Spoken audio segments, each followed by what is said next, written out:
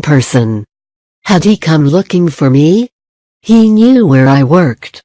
The details seemed to match, from where this person lived, the things he told me about his life and his travels and interest, to how my twin had experienced the onset of his spiritual awakening the year before we met, how he then left his wife, whom he clearly still loved, to come and live in Paris, and how he immediately seemed to know many things about me, as if he had been expecting to meet me.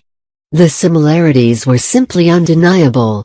I searched for the phone number of this mystery man, but unfortunately I no longer had it. It all seemed too strange to be true. This revelation made me question my own understanding about our connection, and I felt compelled to read through our entire catalog of past emails, mostly dating back to the time of our brief reunion 8 years prior. I wish I had understood what he was telling me at the time, since now, even reading through his emails that had upset me, all I could see was his love for me, and his underlying fear that perhaps I did not feel the same and would run again. The following month, as I walked past the multi-faith prayer room at work, I had a moment of seeing through my twin flame's eyes, and I realized that he was kneeling down doing the Muslim prayer. In that instant I not only knew that he had converted to Islam, but also felt the exalted state of his deep surrender to God. Something he would later confirm to me. Since it was the month of Ramadan, I stopped writing to him for a while, as I did not want to appear disrespectful.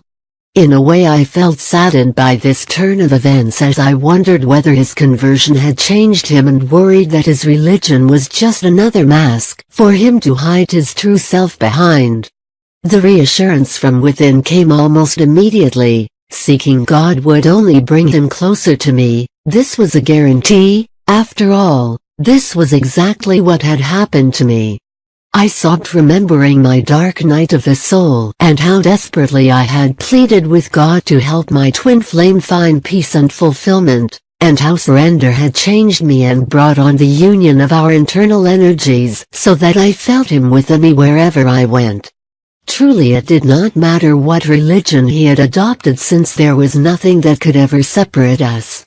Whatever he is, I am also. And whatever these big changes were that were now rolling into my life, I knew he had to be feeling them too. When twin flames meet, it is the recognition of the self in the other which ignites a deep longing for union. More often than not, this union is a long process lined with paradoxes, including this one. We cannot find union with the other until we find it with the self. We meet our twin flame for this very purpose, so that they can reflect and bring to our attention all the ways in which we must still grow in love for ourselves. The union with the self must come first. It is so important, because self-love helps us trust our intuition and inner knowing, and the more we tune into and learn about the symbolic signs from Source, and our own individual way of receiving them, the more we are able to recognize the small voice of our higher self when it speaks to us. It is only within that we find all the answers and validation for our twin flame connection. It is the famous twin flame paradox again. Our twin flame can never validate the connection back to us to a greater extent than what we have been able to validate to ourselves. This is the very reason why developing the communication with our higher self is so crucial. We must find certainty despite the great mystery. Sooner or later, the journey leads us to the discovery of the source of all love within our own being, as well as the truth that our twin flame is never further away from us than we are from our own heart and soul. The truth is that you do have all the answers, and you do not need your twin flame to validate your own experience to you. You can be freed of the pain regardless of what your twin flame is or is not doing.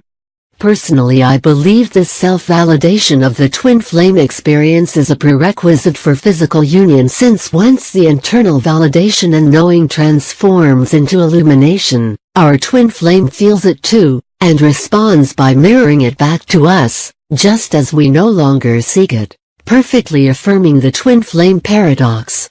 Following our intuitive knowing will bring us into alignment with the divine plan, and clearly, If both twins do so, they will be brought into union in divine timing, because their union is the divine will. Self-love makes the impossible possible. To continue my story about what happened after I made the decision to do only things that a self-loving person would do, it was now a couple of months since I had sent my twin the email inviting him back into my life. If you missed part 1, click here to read. Although I had not heard anything from him or seen him online during all that time, my life was a hotbed of spiritual activity and I was getting constant signs and synchronicities which reassured me that I was on the right path. I was also becoming acutely aware of the energetic suppression of my marriage and it was increasingly hard for me to live with. For reasons completely unrelated to my twin, I had known for a while that my marriage would have to end, I just didn't know how or when.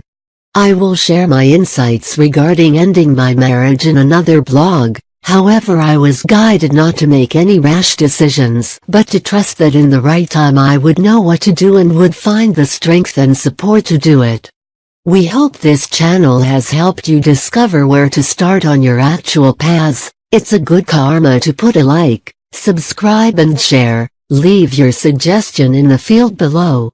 With all the love to you.